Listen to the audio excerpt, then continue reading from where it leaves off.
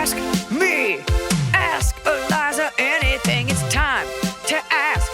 Ask me all your questions. Leave them in the Instagram comment section. Leave them on your Twitter or leave them on your Facebook. We'll see them. We'll read them. Then we'll give you answers. You know it. I've got it. I've got the answer. The answer. You ask me. I'll tell you anything.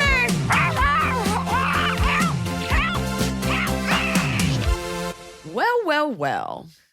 Is that a weird way to start it? It's very confrontational. Well, that's my style. I mean, in a way it is because, you know, you go through this career and every meeting you take is like, oh, love you. Would love to find something to do. And then you're like, cool.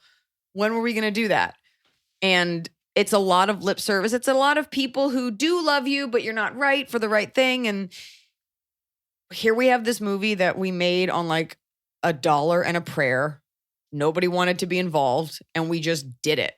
We offered the parts, and we just did it. And it's so like it's such like a Hollywood story. Like nobody would give me a chance, so I made my own. And I think about how left out people feel and how left out I've felt of, you know, like cool girl ensemble comedies or comedies in general or conversations or panels, you know, sort of always teetering on the edge, kind of doing my own thing and not really fitting in. And, you know, part of the reason we do these things in this career is because you don't fit in. And that doesn't mean you're a freak or a weirdo. It's just like, I just don't fit in. And my comedy represents sort of the every girl, but like I don't fit a mold. And that's been a challenge because I never wanted to do a career where like I just had a gig and I didn't care. Unfortunately, because of comedy, I didn't have to take anything I didn't want. But I was thinking about it this morning, you know, you feel so jealous. Like you're like, oh my God, let me in. Include me. I want to be at your table read. Like I want to get this part. Just give me a part. But the truth is, it's not up to other people to let you in. It's up to you to like unlock that door for yourself. I didn't want to get too heavy with the metaphor. Like it's up for you to like form your own key. This is already so heavy, very genuine, but so heavy in terms of like you have a hit movie and we're going to talk about it. And that's really exciting. You guys, number 3. It's number 3. The people that wrote in the movie, in case you haven't said, is Good on Paper. It's now streaming on Netflix. This has been about Good on Paper. This has been about Good on Paper. We're calling the episode Good on Paper. Okay. So the people that have written to you, and you've told me all the people that have written to you and said they watched it more than once, that they watched it the day it came out, that they like saw themselves. The number of people that told you that they were like proud, that they were excited because they've been with you on this journey and to see, because you've been in movies, but this is wholly your own, that you have created, that you built from the ground up, that you wrote, that you had such a big hand in, you produced it. Yes. And people are just excited for you. And that's not something that happens all the time. It isn't. And there's always, you know, I always have said, like, I'm nowhere like without my fans. And I think it's the harder earned and fought for a career is, like, the more you realize, like, it really is about your public opinion. Like, you can get your own little cult following and you can have a career, or you can be a mega movie star and get a big break early on and never really have a concept about like how much the fans are involved. But I've seen it on a granular level from the letters they write me, from the gifts that they make at the shows, and the interactions. And it's been so like boots on the ground from the beginning. Yeah. And so it doesn't escape me for a second that like this movie is a hit because of the fans and my friends and people who you've met only once or twice that it turns out they are fans that you never talked to. Like, you cannot buy this kind of press. You can make something and hope your friends tweet about it and hope other celebrities tweet about it. This is because of you guys. That's it. You don't get a movie like this. You know, you can get a critically acclaimed, like, indie kind of thing that on the coast is beloved, but people saw this in Iowa.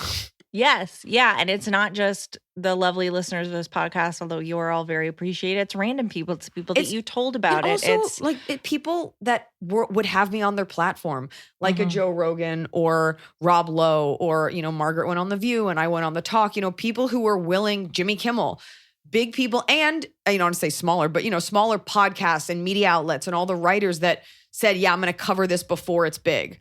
Yeah. It's easy to want to talk to someone once the movie's a hit, like once they've proven it. Yeah. But Rolling Stone, like Vanity Fair, like all these people that said yes ahead of time, The Atlantic, AP that blasted it out, like you wait your whole career for big press to say yes to you. Yeah. I remember a conversation once, I'm not going to say the name, with a booker of a specific late night show. And we were like, can she do panel? Panel is when you sit on the couch, not like do stand up. And he like laughed and he's like, she's not big enough for that. Like, he was right, but it's also like, okay, there's nicer ways to say it. Well, even all the like lovely people, you did when you have a big movie, you do a day of press. So you go and you sit, and usually it used to be in person, and they would walk in interview after interview after interview after interview. Yeah. And this, right now it was via Zoom. Well, also, and you talk to person after person after person for like 8 hours. For 8 hours, all from different backgrounds, different types of movie review sites, different types of every piece of press we could get. And it was cool to see them again because I met them at Spencer Confidential. Yeah. And like you create like just because somebody is a writer of a blog doesn't mean in 3 years they won't be writing for something else. So like having that respect and giving people, doing favors, like whether it's a friend that has a movie podcast, like, would you come on? Like just being cool to people and giving them chances because I only ever wanted a chance and I never fucking got it. Yeah, and to experience, through you that kind of like speed dating of you talking to all those people who don't necessarily have that sort of stake in you, but who watched the movie and enjoyed it and wanted to talk about it. Yeah. Was like very cool. That's the other thing. Like people liked it and they may not have known me, but they liked that movie. Mm-hmm. So I'll take it however I can get it.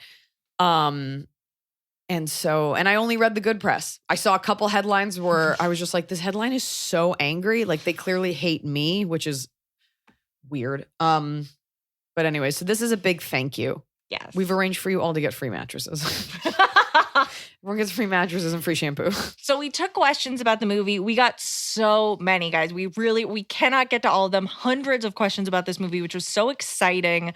A lot of things that double up. So we're gonna hit everything that we can. I think the first question that several people asked, but we're gonna take it from Tracy _ T24. So, last week you had talked about there being 2 Easter eggs. One was the Blanche snippet. So Tracy says, what was the second Easter egg in the movie? Was it the mention of baby arms in the car scene when they're sitting outside Dennis's alleged Beverly Hills home, which a lot of people DM'd me about this. A lot of people wrote in about this. Now, Tracy was the only one I saw who said, or was it lip? As an answer for the Crawford puzzle on the plane. I loved seeing the Blanche Easter egg in the first few minutes of the movie. Okay, here's the truth. And this might speak, I wasn't the director, but as a filmmaker, this might speak to my lack of detail. At the time, I put lip in as a nod to Blanche, but when I dropped the hint about the Easter egg, I was actually only remembering the Blanche splice that we'd put in. Baby arms is just something that I say in general, but I think people are like, it's such a nice tribute to you, Emily. And I'm like, I think she just says that phrase. But it was on my mind because I call you that. Yeah. So we can say those 3, but lip was intended, but the Blanche splice was my big Fight Club moment. Okay. So we have a lot of people asking, how much of the movie is real? Okay. So can you give us the quick and dirty, like... I'll get granular. Okay. Here's what is real. Pretty much everything up until he gets super drunk is real. Okay. In one form or another. The plane is real. Saying that he went to Yale is real. Lying about cancer is real. In real life, I met his mother. But we didn't have time. You only have so much time in a movie. Yeah. So we didn't put that in. In real life, I think there was a ring that was spoken about, but I was never given a dick ring. I just wrote that scene because I thought it was really funny. The Cartier bracelet, weird lie, that was real. Talking incessantly about Yale and being on the golf team, that's real. He did meet my cousin Brett, who is really named Brett. Sorry, Brett, I didn't change your name. I think you're okay. In real life. Those things are all real. The house not being his was real. Going up to another house and meeting other girls there that turned out to be his roommate / friends, that's real. Buying him Baccarat glasses, because his dad was dead. I was like, I bought these, to remind you of your dad. That was real. And then there's stuff that we didn't put in, like him saying he was a member of Skull and Bones and saying he wanted to take me to his reunion, saying And I also didn't put in the movie because it's this tricky thing when you're a girl. I remember the first time I told that, we were also at a different place in our society, the backlash. They're like, well, you're just a gold digger. So it's either a girl, you're either a dead whore or a gold digger. Like there's no nuance. But I was like, oh, I need to control this because that's why I made Andrea like successful enough. Like I wanted to make it clear that like she didn't need him. In real life, it's hard as a girl to be like, he spent money on me without it sounding like you were wanting it. This wasn't like that. This went out of his way to demonstrate how much money he had, even though I didn't ask for it. In real life, he took me to the airport once and he bought a ticket, probably like a cheap ticket to San Francisco, so he could walk through TSA with me, which is romantic if you're attracted to the person. Yeah. In real life, I went with Mark Ellis. We did a gig in the Middle East, and to get home from Qatar, shocker, it's not a direct flight to LAX. We had to fly through Amsterdam. He flew to Amsterdam for our 24-hour layover. And I ended up getting like kind of out of my mind because weed is very legal in Amsterdam. And I had to go to bed. So he had to like hang out with Mark the whole time, which is probably like not what he wanted to do. Yeah. But I remember he was like, hey, I got you and Mark like lounge passes for your way home. I'm like, that's cool because he allegedly flew a lot. Right. So it theoretically would just be something he had access to without any trouble. And we were flying home on different airlines. So, and why we were flying home on different airlines, I don't know. Like, know, my return flight, he probably was like sitting coach and didn't want me to know, which is not embarrassing if you're not a liar. Yeah. And so we went to the lounge and I was like, hi. And I gave them my name. They're like, we don't have any record for this. What are you talking about? And he was just like, I did it. I don't know why, So little things like that. I remember in real life, I had a birthday party and he offered to pay for it, which is not weird if you have a boyfriend to be like, yeah, I'm going to pay for your drinks or whatever. And at the end of the night, the bill came or whatever we owed the bar. Because you say when you rent out the top of like a bar, you say, okay, we'll spend this much money in drinks because we're inviting people. And there was a balance. And I remember him having like an emotional breakdown. Because it couldn't, and I didn't understand like what the big deal was. Yeah. It was like $1,500, which is a lot to some people, but also like if you're spending money like that, like what's the big deal? If you're offering to cover an entire party, $1,500 is not like crazy. I think it just goes to show you like how this person did never think about the future and was like, I'll just figure it out. There's like so many other things that are like coming to mind now, like tiny little things. Anyway. There was a lot of stuff we didn't put in. Oh, there was. Somebody asked specifically, was the cancer/back roller coaster made up for the movie, or was that a real lie he tried to spin? The back thing I just thought was funny, but he did say that his mom had cancer. The cancer thing is real, yeah. And in real life, I did meet her. And it was after he and I had started dating. And he was like, I'm going to meet her. She's got cancer. So I never said to her, hey, how's your cancer? What's up with that cancer? It's so indelicate. And you can look like anything if you have cancer. You can look fine. You can look sick. And, she wasn't like an attractive woman. So it wasn't like I had a way to gauge if she was looking okay. We only talked for like a half hour, but, I did meet her because I just wanted her to know that her son would be with someone who was nice. Trying to think of other things, but there were a lot of like looking back, like creepy, weird lies. I never met his friends, which is a common thread. A lot of people have written in like, oh my God, like I actually married my Dennis Kelly or I dated a guy like this. I met his friends on like FaceTime who probably were his friends in like another state. Yeah. And I met them once in real life when I had to go to another state for work. And he so happened to have a business trip there. Ew. So he also went. Yeah. Said he had like a house in Hawaii. And I think the mom at some point said something like, oh, he's always telling people that we have a house in Hawaii. Like, oh, it's so weird. And in real life, my best friend did call the mom after it was all said and done to be like, we just want you to know that your son is doing this. There's something wrong with him. And she was like, well, that you're involved in it. He has, Iliza has drug issues and Dennis just tries to, was trying to be there for her and support her, but she's a failing actress with a drug problem. Like that's how he had set it up. And I was like, good riddance. Yeah. The other question you got. Wait, one more. Okay. A friend of mine recently texted me. She goes, yeah, we had dinner with this guy when we were all friends. And she goes, he told me that you had a drug problem and that we should stage an intervention. And what's creepy about that is I'm like, that's you trying to separate me from my friends and family. Yeah. Like an intervention in what? I should hand over my assets to you? Trying to set it up like I'm crazy. I have a drug problem. Yeah. Meanwhile, homeboy one time gave me a bag of Xanax bars in a Tiffany's pouch. And I'd never had Xanax before. He was like, here you go. Uh-huh. Happy birthday. I was just like, cool. Thanks. That's so creepy to like put it in a luxury. Like, would you pry a ring off a dead woman's finger? Yeah. Ugh. Yeah. Anywho. The other question you got so much, hundreds of times from everyone is, who is Serena Halstead based on? Tell us. Okay. Ready? Mm-hmm. Turn up your volume. Beyonce. She steals my light. She stole my career. Christina Halstead is not... Who's Christina Halstead? Serena Halstead. Serena Halstead, sorry. Oh my God, it's Christina Applegate.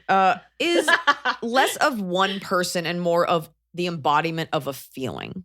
Mm-hmm. She represents, in any career, how there's always that person of the moment you get compared to, or the person that you just can't not see, or the person that seems to be getting everything. And I know that this is the way a lot of actors feel because we all talk about it. Everybody's got their nemesis, and usually that nemesis is not your nemesis and they don't know it. And I want to be very clear with Serena being very pure. I'm probably a lot of people's Serena Halsteads, you know? The more successful you get, the more you realize like it doesn't work like that. It's not that one person. But she was more me just venting about how sometimes you're just like, get this fucking person out of my face. I don't think they're that great. Yeah, it's one of those things where you'll see in interviews, certain people always get brought up to other people. And it's like, why don't we just talk about the thing that I'm here to talk about? Why do I need to give, like, it's that TMZ thing of like, what's your take on so-and-so? Well, it's funny too, because I always thought it was so personal. They bring up another actress, another comic, male or female.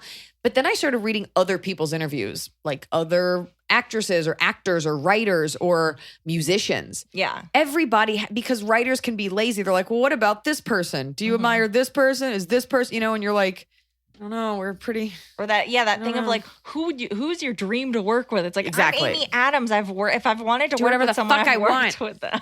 So it was just that. It just was an embodiment of that exhaustion Mm-hmm. of comparing. Yeah. I think she is more of just an overall. Also, it was Michelle Obama. Michelle Obama. What? I'm just your being arch honest. nemesis. Just being honest about Okay. competition.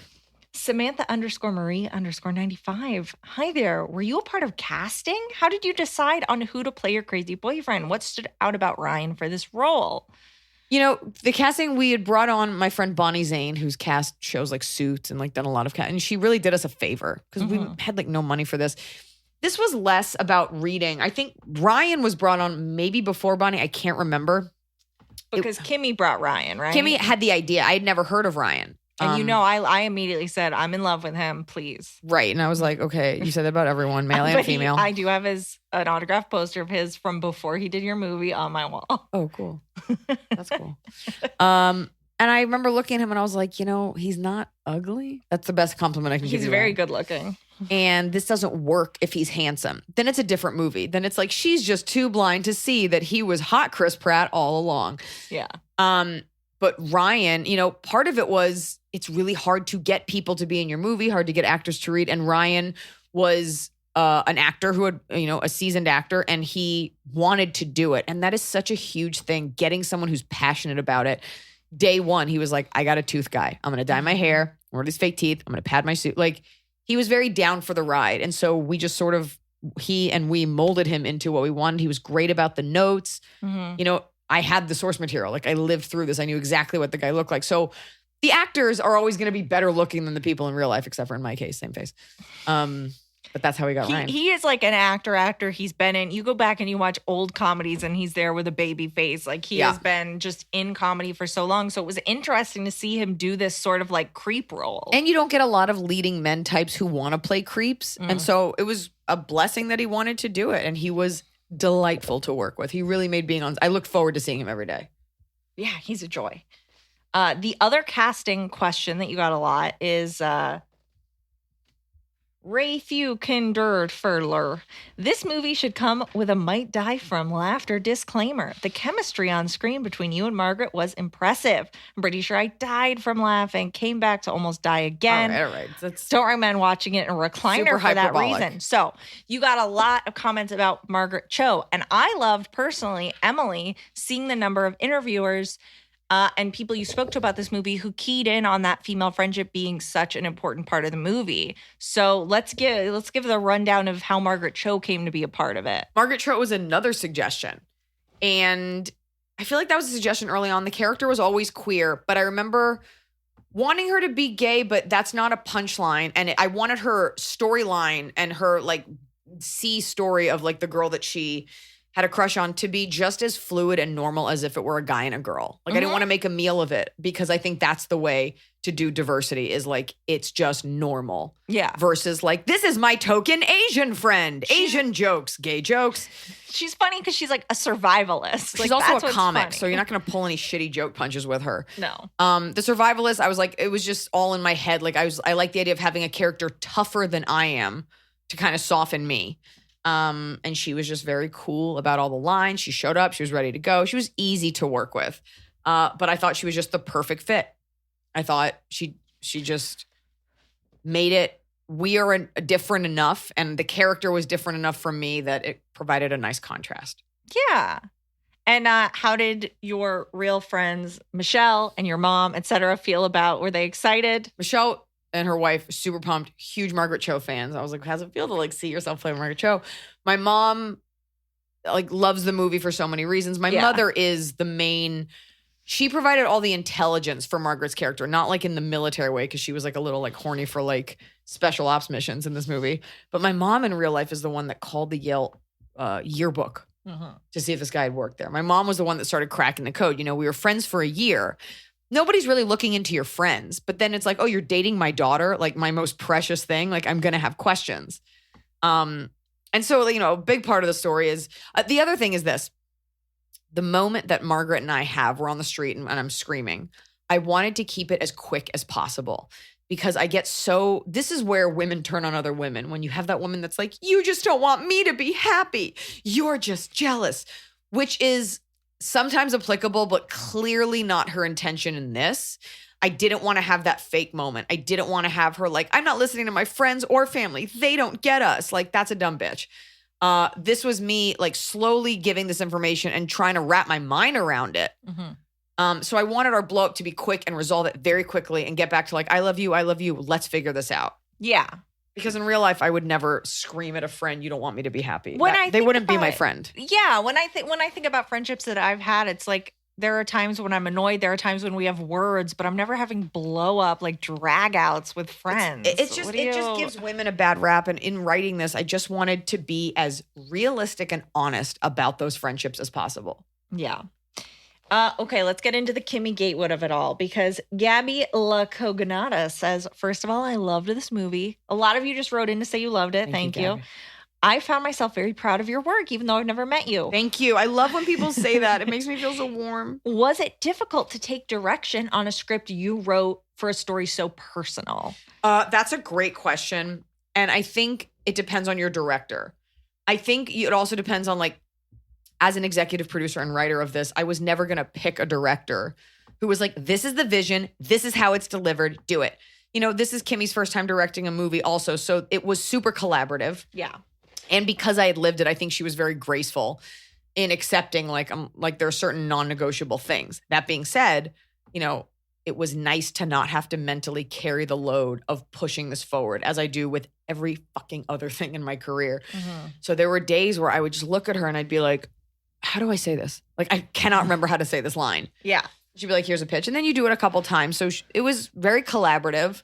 And she really respected me and the story and the material. She wasn't like trying to shove a narrative down someone's throat. No, and I think she brought like a good, because she comes from sort of a more improv world, she brought that perspective and that kind of, because that's kind of what you trend towards in your writing is the more realistic. We didn't really do a lot of improv in this movie though. No, but I think that realistic, like how people would actually talk to each other, like not heightened for the sake of it. I think that there is something to that she brought. She, by the way, is right now, I think 3 things she's directed, 3 TV shows are up for Emmys. So Good on Paper, though, was such a great collaboration. And she brought a lot of the supporting people who I adored. I think, too, it's like this thing where so much of your career is like, yes, whatever they want, let's just do it. Whatever the producers want. And like, this was a chance. Like, look, the stakes were very low. We made this for almost no money. I have high hopes for things that I do, but realistically, it's like I thought they were going to air this like on Apple Watches only and in the back of cabs on those little TVs. And so it was all the more reason to be like, no, I'm going to do it this way. No, Andrea wouldn't do that. She would do it this way. She's not, we kind of, I didn't want to make her this like kick-ass rock star bitch who's flipping off everyone. I'm like, that's not who I am. Kimmy's very like that. She's like, women, kick-ass. And so we had to like I allowed Andrea to flip off the billboard once. Mm-hmm. And I was like, but I don't want to do it again. And she was like, okay.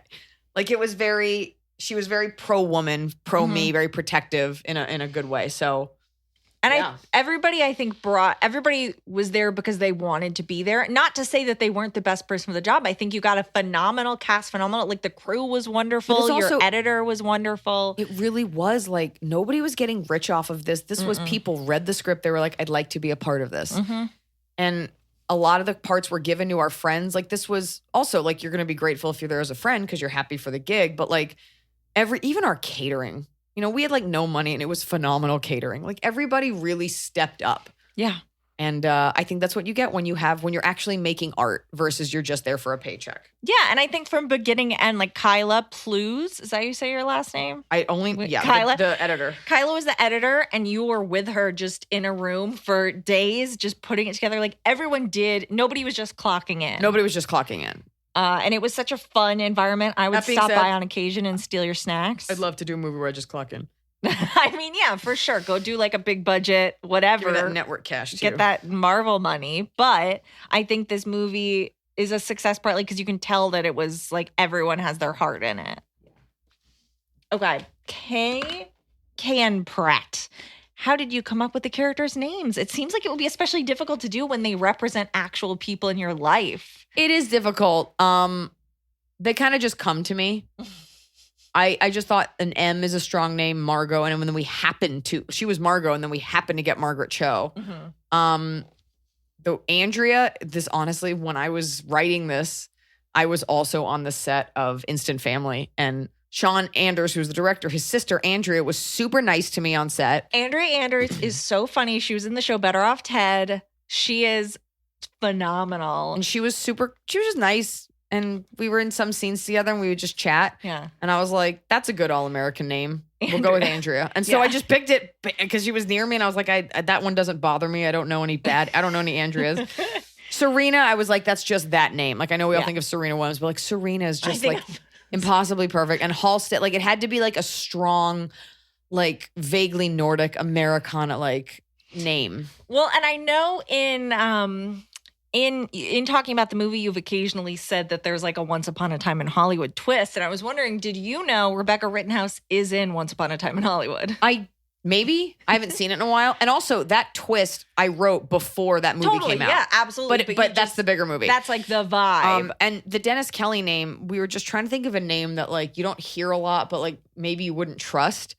And there's a bunch of those. And, you obviously can't use the name. And I didn't want to use a letter from that person's name. I didn't want to hint to that person's name. So you had to make it an easy name. Like it couldn't be a weird last name, like just something that you could say, like Dennis Kelly. Easy name, you know how to spell it.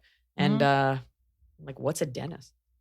Kelly Pantier says, did you warn your ex that you were making a movie about your relationship? Or did you figure that wasn't necessary since no one knows who he is?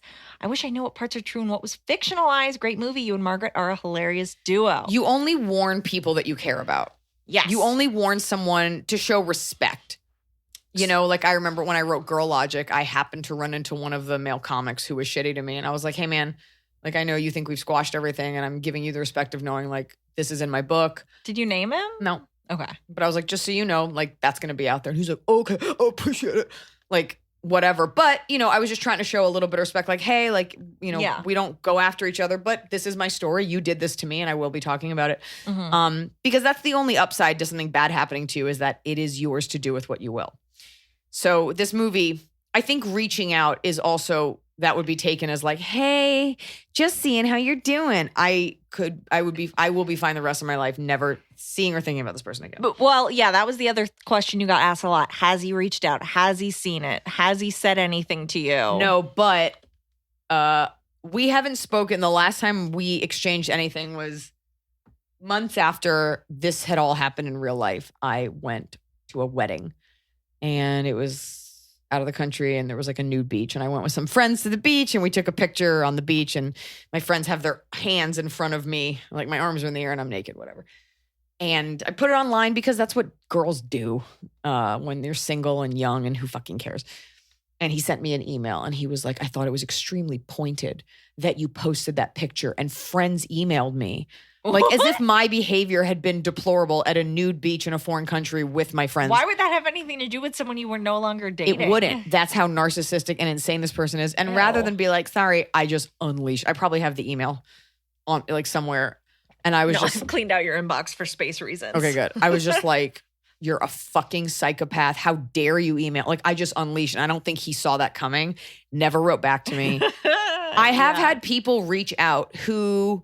because this took place in LA, like friends of friends who knew this person or other people who have dated him to be like, hey, I actually dated him. And I can't respond to that because you never know who you're talking to. No. You know? No. But one person reached out recently and they mentioned a bar that I know for a fact he went to.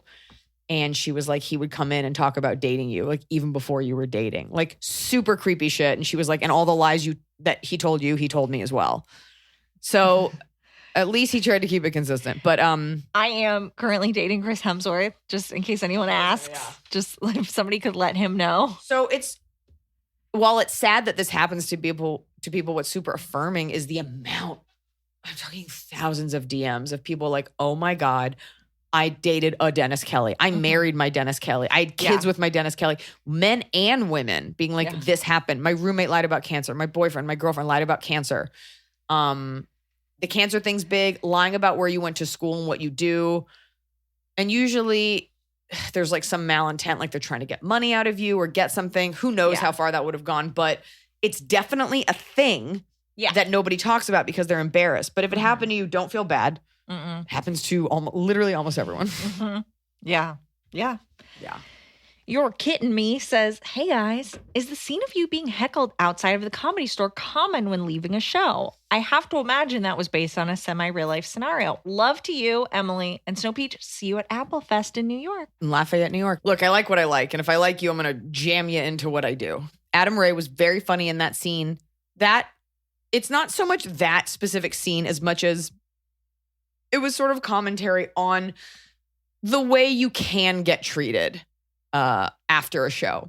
And it's usually people, and this is more like earlier in your career, you know, because now I leave like out of a black car, out of the back of the theater, but it's really more just drunk people who will say things that they don't realize are rude. Here's one for you. We were playing, I think it was Alabama. No, I'm sorry, it was Brea.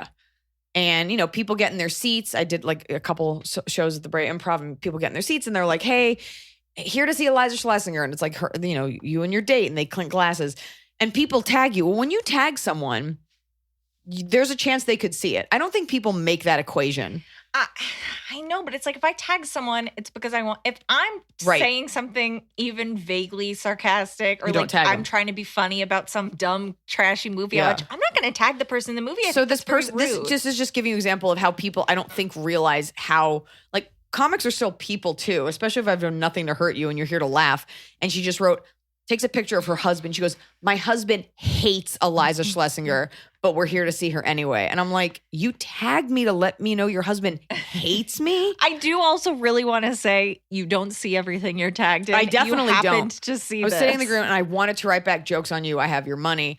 Or like your husband's a little bitch. But like like what she meant was like, husband's not really a fan, but I am, which is fine. Also doesn't need to be said. Yeah.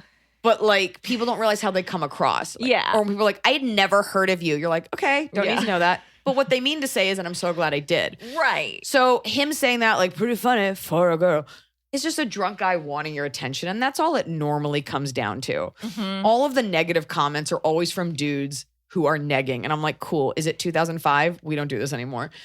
So I'm pretty impervious to it because I'm like, you're either trying to flirt with me, or if it's on a separate form and you say something shitty, like, you're entitled to your opinion. I don't fucking care. Yeah. Because we're number 3 in the country. And on Netflix, which means the country. Tiff Tovar Burns says, thanks for introducing me to Bonnie times Clyde. Perfect song choice. Now, I remember you guys were trying to pick the perfect song. Yeah. and you wound up with this Bonnie and Clyde song. Like, you know, in terms of choosing music for the movie, how involved were you? Incredibly involved. So some of the music is just scored, like it's just kind of ambient, like it's just back there. Just like and the score. You just need it to move the movie along, you know, whether it's a fast song or sad or happy, whatever. But, you know, you can pick where your needle drops are for expensive songs where you're going to spend money. And we really wanted that Bonnie, I don't even know if it's Times Clyde or Ann Clyde, collab with Clyde. Clyde. Bonnie X Clyde. I love EDM. And the second I heard that, I was like, this is the song. I would like rewrite that scene to that song. We had it between that and another song. And we were going back and forth. And I was like, let's go with the original one. The one at the beginning, I actually really love. It's called like Watch Out. It's during the montage at the beginning, like, watch out, it isn't here. Watch out, it isn't more of the same. I felt like the lyrics kind of. Watch Out by Clinton Gore. Yeah, I like that song. So we were specific about certain ones, but music is very expensive. But the Bonnie and Clyde one, and people have written to me, they like it. So I hope they get a shout out. I hope they like that we used it. Yeah, it's very cool. Mally Cole, are the clips in the beginning of the movie actual clips from your show? And more importantly, is that NY Fred for you in the background of one of them? It's so funny. It's not. It's my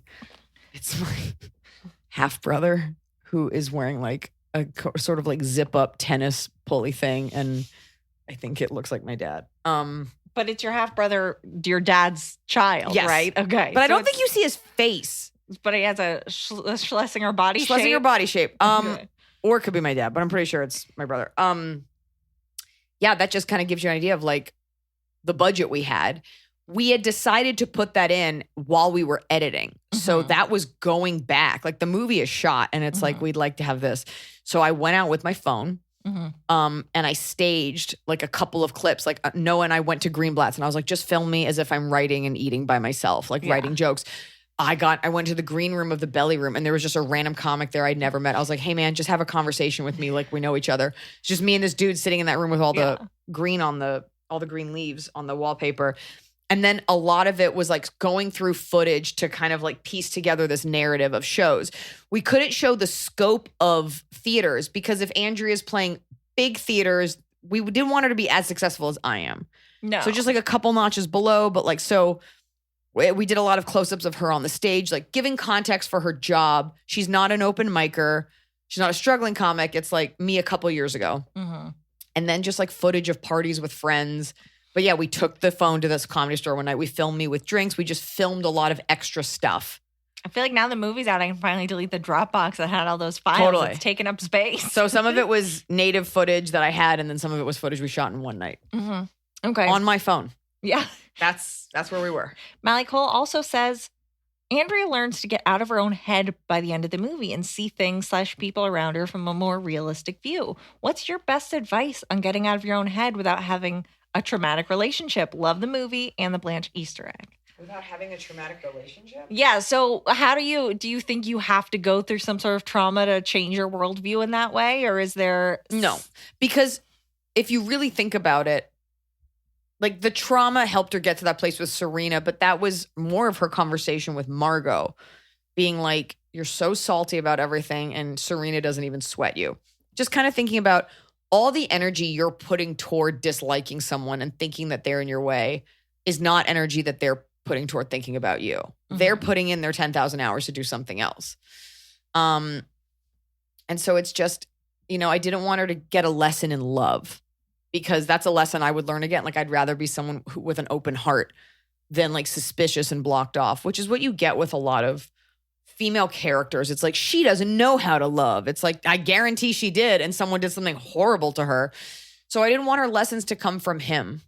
But I do think it's that conversation that she and Serena have in the doorway where she's like, well, you were off becoming you. I was off becoming Serena Halstead. Like, as hard as it is to swallow and as much as it bothers me at times, like we all really do have our own path. And you just have to realize that yours is going to be yours. You were never owed anything. That's the thing that I always say, like, you know, with comics, it's like, you got to do that work. Just because you showed up to a gig like once, you're like, why don't they book me more? Like, because someone else is showing up more and putting in more time. That's the answer. Put in the work. Nobody likes to hear that. I guess that makes me like anti-female. But for guys and girls, put it. Nobody wants to hear that. And nobody wants to tell you that because we're all putting in the work. So go write your own screenplay. Nothing is owed to you. That's for goddamn sure. Or you might feel that it is, but they're not going to give it to you, as I found out. Oh. Mona Ash. I think this is funny.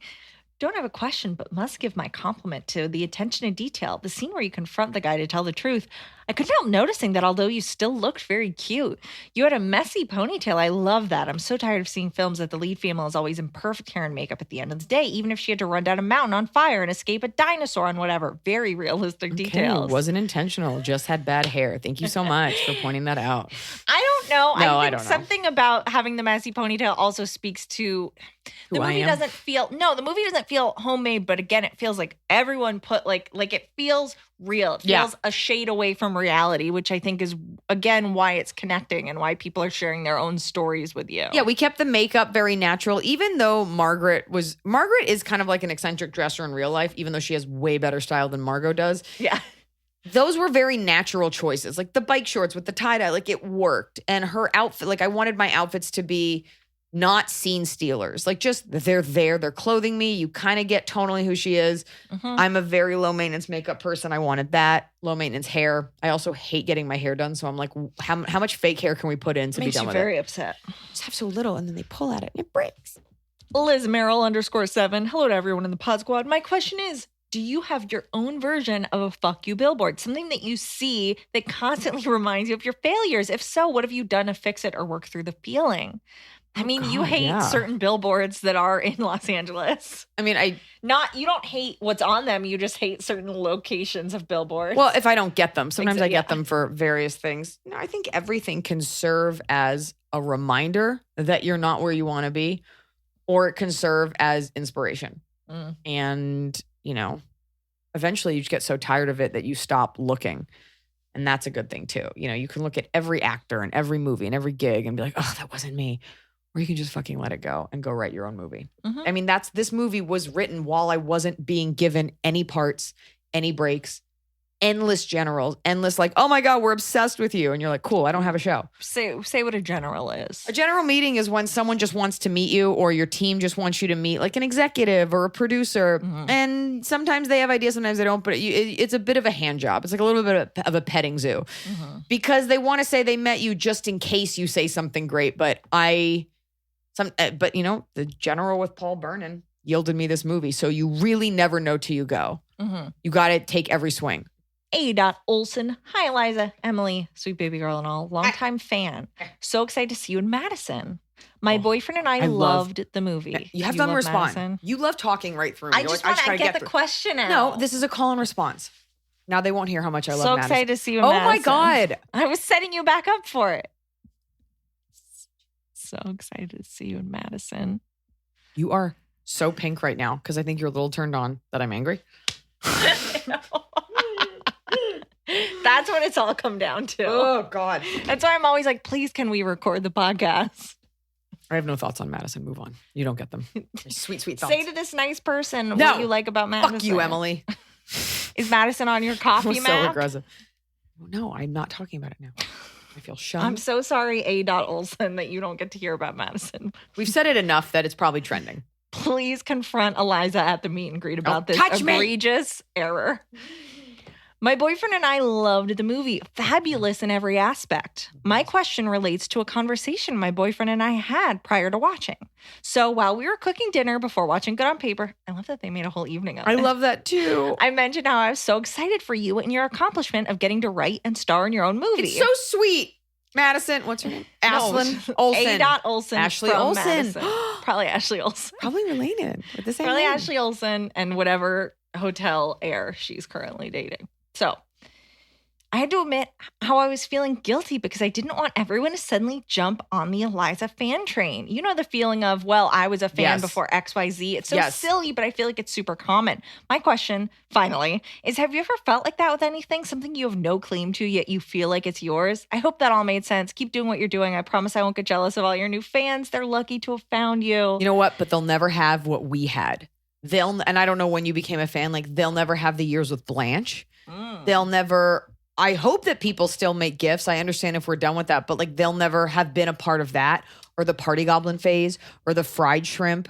I feel left out when people say PR to you. Yeah. I was never I liked you after that. From my web show. So I think it goes in different phases. The good news is like, I'm never going to change.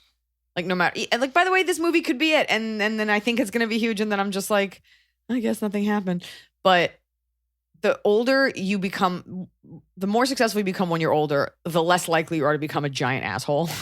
Sometimes you're 21 and you become a billionaire. Like, yeah, you might be a dick, but like seldom does like someone get a break at around 40 and then they're like, don't look me in the eye. So I understand that. I am a big fan, but I can't say I feel the exact same way. But I remember seeing Bruno Mars with. Love Bruno Mars so much. Bruno Mars is. I couldn't care about someone less. He's deeply talented, sexual, and he's been with his girlfriend for like 13 years, which is like a cool flex. But anyways, he's like James Brown, Michael Jackson level talented. Anyway, I don't know why I just love watching him perform. I feel like every other day you're like, Bruno Mars. I'm watching a Bruno Mars video. I just think he's great. I don't really like even own any of the albums. I just think he is the consummate performer. Like, you know how you drop everything to watch Shawshank Redemption if it's on TV? That's how I feel about a Bruno Mars YouTube clip. And I saw him.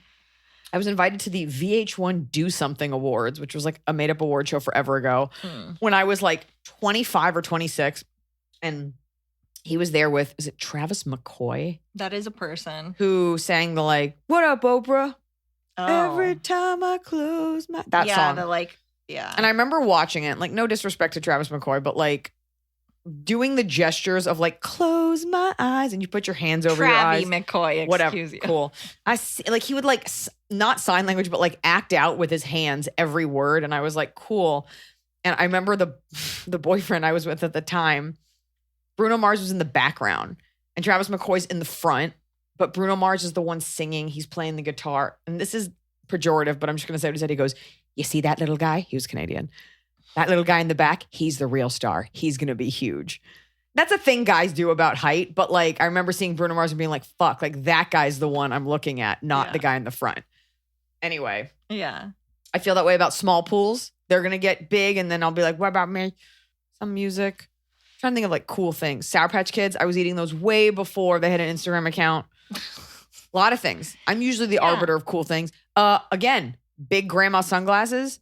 I was wearing those in high school and then Nicole Richie started doing it and made it big. I was doing that ironically on my own before. I have other things like that. But yeah, you find this like thing and you're like, I hope nobody else, like this is my thing. And then I feel like Maroon 5 fans feel that way. They blew up. Anyway, I get it, but stick with me. Yeah. I'm right here for you. And my podcast does okay. So we're not going anywhere. KJ McCartney has a very specific question. Was it difficult not to break in scenes with the character Leslie, played by Beth Dover? Now, I love Beth Dover, and I was very excited when you cast her. She did a great job. Was actually in the show Burning Love with Ryan Hansen. Okay. About that. But were there times during the movie where it was hard? Like, was it one of those situations? Are there going to be, someone asked, is there going to be like bloopers? Are there outtakes? Like, were there times where it was hard to keep a straight face, or because you've lived this story, it was kind of easier to? You know, we made this movie in like 2019, so it's actually very difficult to remember. I also feel like because it was my story and I was the star of it, you know, you're constantly thinking about like, okay, we got to do this scene and it's hot. I got to have lunch. We got to do the next scene. So really, I really respected how professional everyone was. Like if somebody added a line or something there, it was in the moment in the scene. We weren't goofing around. We weren't doing like alt takes. Like nobody fucked around. I remember her doing such a good job with that gothic character. And she came out, I think, I don't know if I actually don't remember if I had written this or she said it. And she comes out, she's like, oh my goddess. And that was a tough thing to times. You could still hear it. But she just, all of her little mannerisms and her little like stares, those were all her. Yeah. I don't think we ever broke character. But if we did, I think other people are just like, okay, back in character, let's go. We have work to do. Yeah. So it was like fun, but like everybody wants to go home. Especially I think on a movie with a shoestring budget, it's like everything costs money. Every moment that you're there costs money. And we all want to eat lunch. Yeah. I would eat so many grape nuts. I would have like 4 bowls of grape nuts a day. You had good spreads. And then at the end, you guys got a truck with like coffee and donuts and ice cream. We got that for the crew. As a thank you. And I drove over. I think I had just I was the only person in the theater for Naomi Watts' The Wolf Hour. Okay. And then I drove over to be with you for your. I don't want to hear the rest of this. Why do you always have to wedge in like this other thing? This is about the coffee truck, and it was a Brazilian coffee truck, and they would do a tushy out of foam in your coffee, and it would make it shake.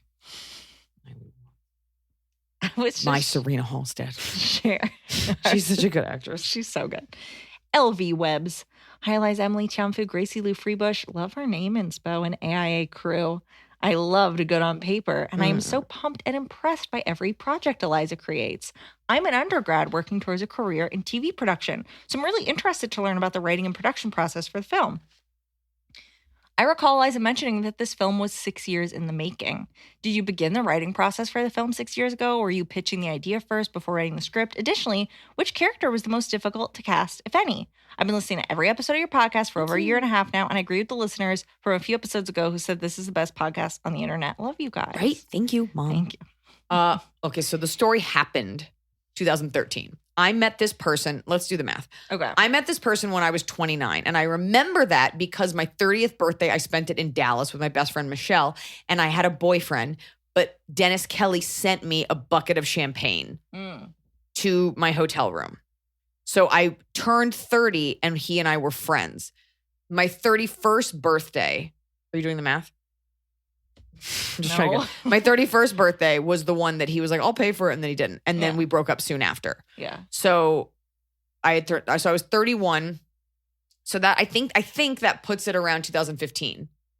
When you started writing it or thinking about turning it into something? When we like ended it and then whatever. And then I probably started chipping away at it. And it wasn't until, so I started writing it. And then it wasn't until 2017 that I met Paul Burnham. Well, wait. Where do we factor in you told the story? Right, on TV. On TV. You'd have to look up the clip. Not necessarily, I don't need the timing, but like at that point, were you thinking about it becoming a movie or no, you were just like, oh, here's a story to tell? I can't remember. Okay. I can't remember. Okay. But so you told the story and then later you were writing the script. Or I was writing it and I told the story. Like, you know, you can do the two simultaneously. Yeah. But I was definitely writing it when I was on set for Instant Family. Mm-hmm. And I remember sitting in my condo writing it. Mm-hmm. And that's the condo I owned like a couple houses ago. So what? Yeah, the condo was way before you taped Instant Family, so you'd been writing it for a while. I've been working on it, just chipping away. Mm-hmm. 2017, I met Paul Burnham. Months later, got with his producer, who eventually left the project. But she and I went back and forth on different drafts. I remember giving her, that's what it was. I gave her a draft I had. And she took out, she didn't, and good person, but like creatively, I think I ended up going back. She didn't want the stand-up and the narrative and the voiceover. So that was going back. And then when I met Kimmy, we put it all back in. Then we screened it. We thought we took it out, whatever. A lot of back and forth. So, you know, we'll call it from like 2015 to 2019. From like the nascent stage all the way to the execution. Lost funding for it the day we were shooting Unveiled in Nashville. Got a phone call. My reps were like, it's okay. She doesn't have feelings. We'll just let her know we've lost funding. Now, if you could go do a comedy performance. Yeah, when you taped your special. But speaking of the screening, I don't think you've talked about the fact that you did a small screening for fans. Brought in pizza. Oh, that I thought you meant the friend one at our house. Oh, no. Like so you did a friend at your house, but then you did one because, you know, you have that number that people can text you on where you share like important updates, like texts, tickets for sale, etc. And people that were in the. By the way, I'll put it in the notes so you don't have to, because say it and then they're going to hear it and they're going to write it down. They can just click it in the notes app. Just say it. Fine. Like, why not do it twice? We are a part of a app called Community, which you can get exclusive texts and ticket updates from me, and sometimes I try to answer you. Important to note that you will get these messages as text. You don't need to download anything. You'll just get them as text. So it's like, we'll share if there's a special sale. We'll share like special. Or a picture of Tianfu's nose that you have to see. So the number is 323-370-4480. I will also put that in the show notes. Why don't you put it in the show notes? What? Put it in the show notes. I said I will also put that in the show notes. So You texted people. We can tell on there, like, people can put where they're located. So you texted people that were in the LA area and were like, hey, if you're free X date, come see a screening of our movie. Like, pretty early in the process. You always want feedback. Now, you don't want everyone's opinion because you can make a billion movies. But prior to doing that, I invited a couple of friends that I think have good taste over to my house. And I said, please watch this and give me your brutal opinion. Yeah. And the consensus was take out the stand-up. Really? And it's tough because, like, you're like, I want your opinion. I'm like, I'm not going to do that. And I was like, I think it belongs. Fair. Also, you did the via community. You texted people. They were the audience for your stand-up shows. So people hung out at the Comedy Store. You shot in the belly room. You shot your stand-up scenes there. All the stand-up was done in one day. One day. With all volunteers and fans in the audience. So afterwards, like, you hung out and took pictures with everybody. Sure. I took the pictures with your phones. If I did a bad job, I'm sorry. She's like, if I did a bad job, I meant it. I meant it. No. And that was when you also had Hunter Hill, your opener, who was going to have a bigger scene. So in the movie, there's a line where the guy in the crowd heckles me. I'm like, what? Because I'm strong? And then he goes, you are intimidating. Initially, we were going to show him. But Hunter, like, that morning woke up with a case of Bell's palsy. And half of his face was paralyzed. Yeah. So obviously, you can't get into a fight with someone who has half their face paralyzed. The worst part is that he couldn't be in my movie. No. So we had him come in, we had him yell the line, but, like, we were like, it's a little distracting that your face is half paralyzed and you can't heckle back someone who's paralyzed. Yeah. So we ended up just opting to not show any of the crowd, which is fine too. But Hunter originally was going to have his big movie debut. Well, and he also is in the Liza Schlesinger sketch show in the C sketch. In the Mystery at Sea sketch, which is one of my favorites. Yeah. But yeah, I mean, so fans were involved in the labor of love. Fans they made up my audience for that scene. Well, and I think it's interesting to note that for the stand-up, it's something that you've pushed for a long time because it's something that you want seen. It was just, this vendetta, like that. I just, in pitching shows, I'm like, okay, so she's a comic, but it's about her life and her family. And they're like, well, the note was always like, we don't really, it's too unrelatable. And I'm like, oh, cool. But, like, John Mulaney and Pete Holmes and Jerry Seinfeld and, like, all these other guys get to be stand-up comics. And then, you get, like, Marvelous Miss Maisel. I'm like, okay, so we are agreed we can show a woman. And then we have Hacks, which is so fun. And it's like, okay, so you can show her doing it. The fear is always like, it's too much about stand-up. And I'm like, what about the show that was, like, about the Comedy Store? Like, people, like the Andrew Dice Clay one, like, people, it just depends on who's pitching it. But for the longest time, I was told no. Like, what I do for a living is unacceptable. And only boys can show that they're on stage because we're just used to that. So for me, I didn't want to make Andrea, like, a teacher. I didn't want to make her, like, a singer. Like, the way that I could show, the only way that I knew on, like, a cellular level that you can be successful but not be super famous and still do this and still have a job that you're perceived a certain way was to make her a stand-up. And so I just did. Something to be said for making it yourself is you can take those risks. And looky, it paid off. It did, yeah. So we got to go into Top of the Cob. We got so many good questions. Guys, if you have relations, you want to do? Well, you can ask a couple good ones. Well, okay. Who says it's got to be an hour? Who makes these rules? I thought you wanted to go. I do want to take a nap. So what? Okay. Hot to trot. Wendy Sparks 70. Hi, Liza and Emily. I loved the movie. When I was watching, I actually asked my husband if he had ever tried the made-up whiskey before I knew it was made up. Oh my God, that's so Later, I heard you mention the name was Liar in Gaelic. My question is, was this the relationship that made you put the no roommates rule in place for dating? That's very funny. Okay, so for those of you that don't know, in the movie, he has a whiskey he loves called Briac. And it was just a word I looked up. I was like, I wonder what Gaelic for liar is. It's either Gaelic or Scots or something. I'm pretty sure it's Gaelic. So we made up our own. We had a label made by art department. That's a little bit of foreshadowing. The no roommates had nothing to do with him. That had to do with, like, I'm a woman who's successful. I don't want to spend the night at your house and, like, have to tiptoe around a bunch of dudes like I'm at a frat house. Yeah. Like, I'm, like, in my 30s. So that was that. It's just wanting to find someone at a similar level to me. Yeah. And in the end, Noah did have roommates, but they lived in a house. And when he explained to me, he's like, I could live alone. That's all you want to. You want to make sure that the guy that you like has the financial means to be on his own. Yeah. Otherwise, you're gonna have some uncomfortable conversations about money. And when he explained, like, yeah, I just work late hours and it's nice to see my friends when I get home and we all have like family dinners. I was like, that is so cute. And we are so drunk now that we're several hours into this date. We should get married. _Slim Thick loved the movie. Slim Thick. Excuse you. Did the flight attendant really give you the whole bottle of crane apple? That's the only question I had at the end of the movie. Hilarious. No. No one's ever had a problem with. I used to like love to order cranberry juice and crane apple juice. I had a whole joke about you can only get crane apple on flights. No, but we thought that was a funny moment to put in. Yeah. A little rivalry between me and that flight attendant. A lot of people asked if any previously mentioned legal troubles were this, and I want to reiterate, anything in the courtroom did not happen. There was this, to even say we didn't kidnap him makes it sound like we kidnapped him in the movie, but I was very specific. When you watch the movie, and look, the fact that I have to say it, maybe I didn't do the best job, the lawyer gives the definition of torture. He's like deliberately inflicting harm, but we didn't.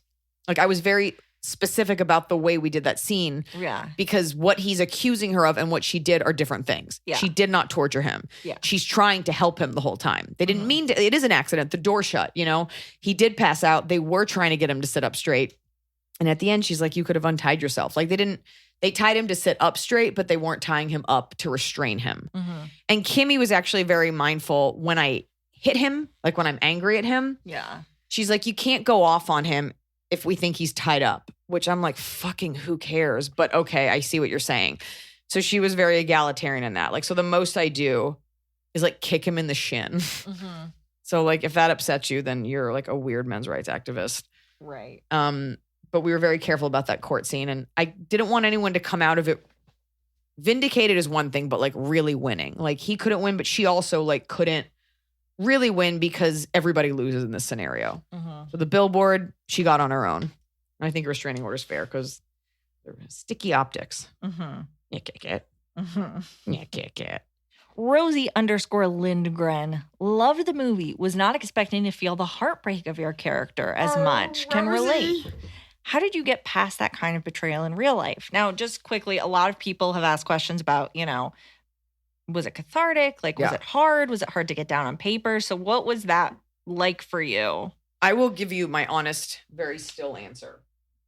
It was horrific. Because here I was, like, just living my life. Like, building a career in comedy, dating. You know, you're just in LA. You're just not hurting anyone, making your own mistakes, having your own triumphs, your own wins, paying for everything in my life. Building everything on my own, piece by piece.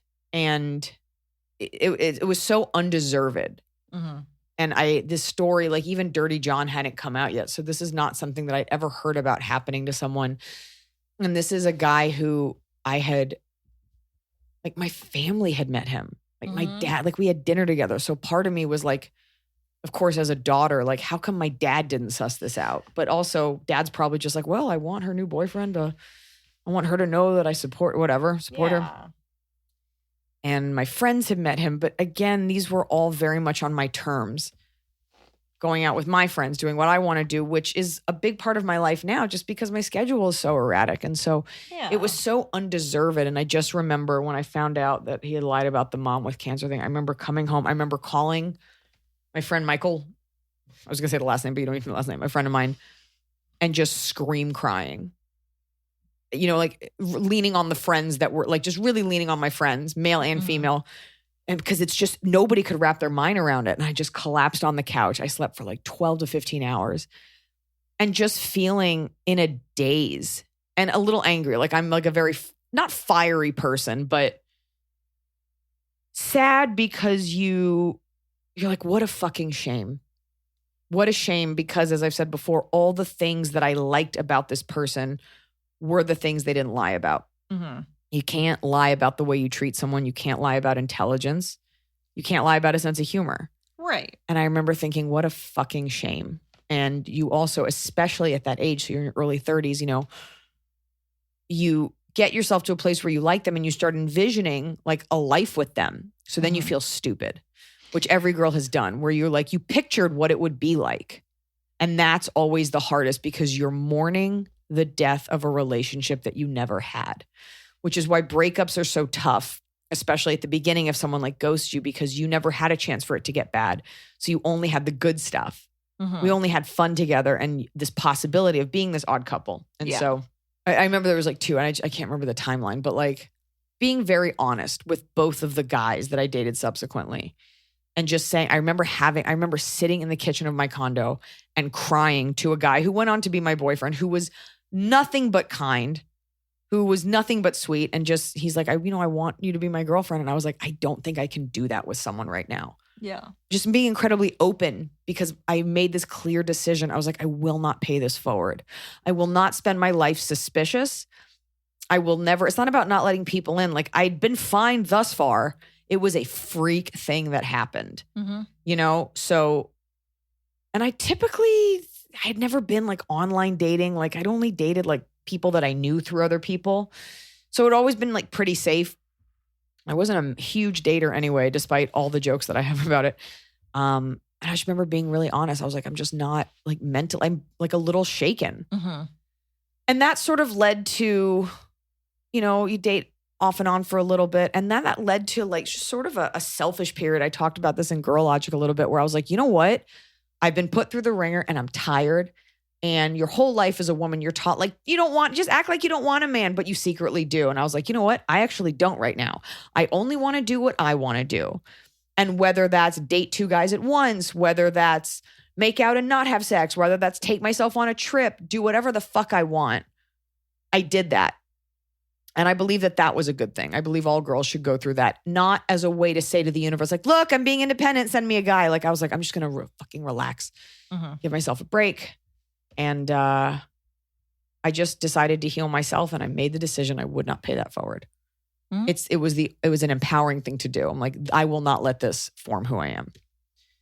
And I continue to be a very honest person, for better or for worse, because I like me. And it's sad that he didn't like him. Cajun girl, not a question. Just want to tell you that my husband and I watched it tonight. We both caught those New Balance shorts and laughed. When you know, you know. You know. For deep fans. But when we were making the Iliza Schlesinger sketch show, I went on a rant about how there's no good shorts. And I found me a pair of meshless, New Balance, pocketless running shorts. And I brought them for the movie. Why make someone dress you if you have your own things? So yeah, they're in the movie. Nessie the Fire Demon, what made you give Andrea the character trait of making fart mouth noises? To show her immaturity, or curious about how you rounded out the characters to make them more abstract? Okay, you're talking about in the opening when she's in the fake refrigerator and she knocks and she goes, I farted. Is that what you're talking about? They said fart mouth noises. Oh, like, yeah.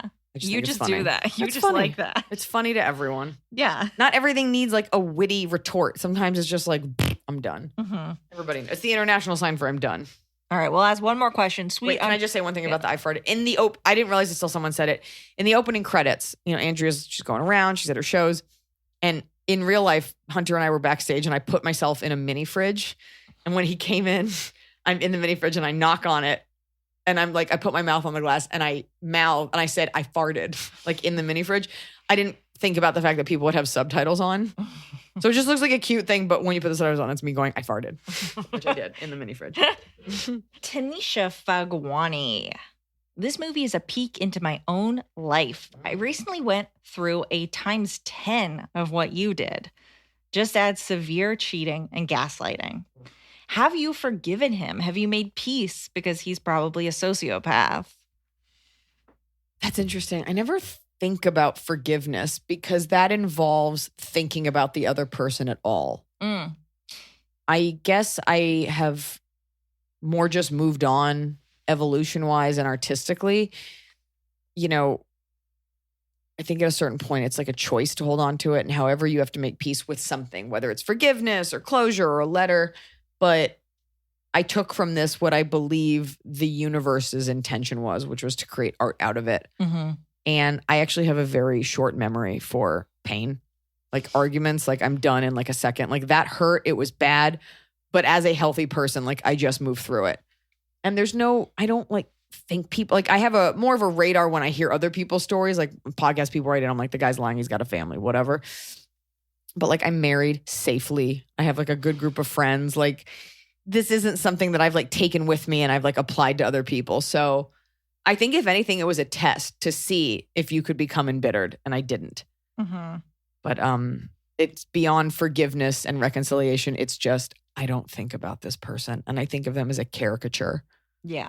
Like as a deeply sad, flawed, jealous caricature of a human. Yeah. This isn't like a hurt you still carry. These right? and these are not powerful people who do this. These are like shells of people who, if you just one chink in the armor, they all, one Achilles heel swipe, one small thing, and everything falls down. House of Cards.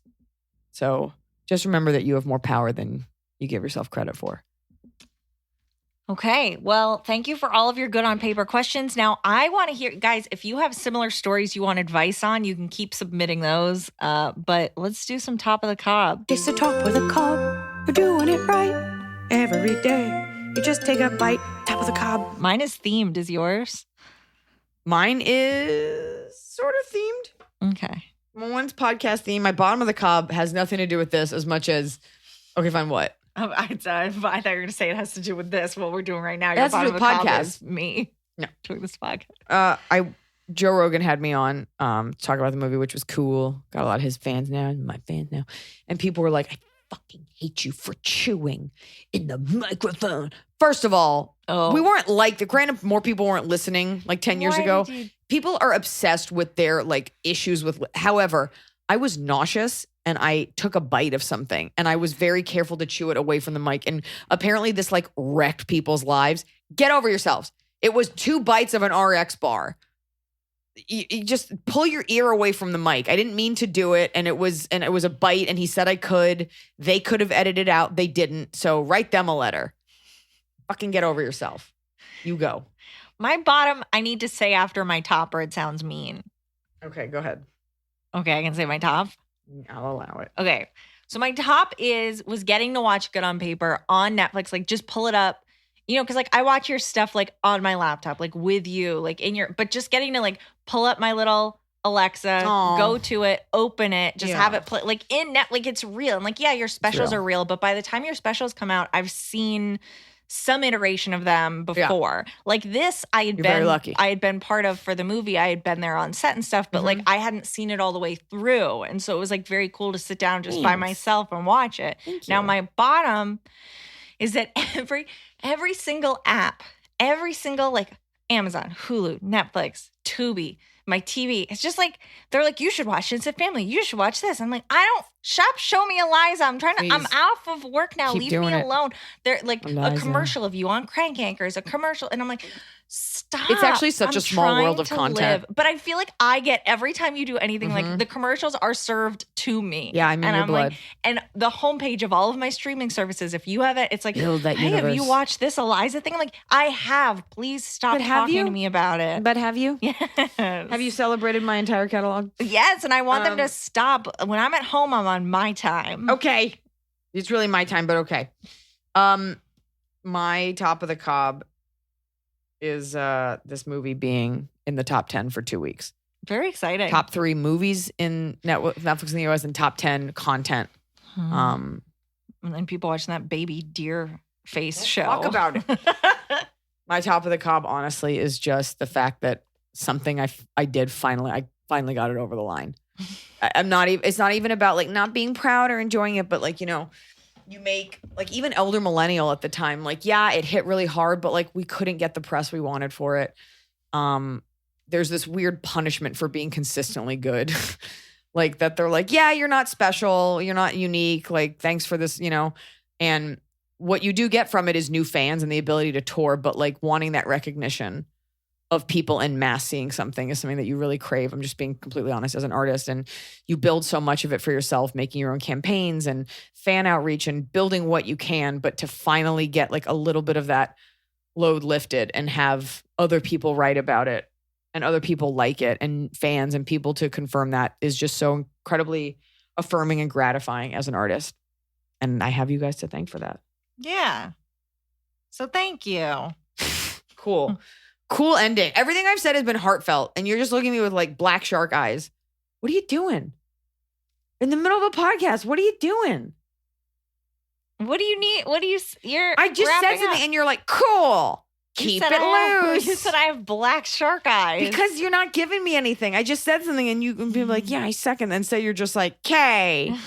You got to respond. If I say too many words and tell you about Wolf Hour, you tell me to stop and not shoehorn in my interest. It's a delicate balance that you have to maintain. If I say more than 2 words, you're not interested. Because so I just keep it. Yeah, more than 2 words about like Naomi Watts and like Nicole Kidman in a 69 twosome. I'm good. Freak. It's a delicate ecosystem, my fifis. What am I supposed to say? I'm grateful for you. No, I don't think so. You're going to cry? No. What does that look? I don't know what I'm supposed to say to you. We're thankful for people that listen to the podcast and watch the movie. And we got a lot of questions and we didn't get to them all, but some of your questions were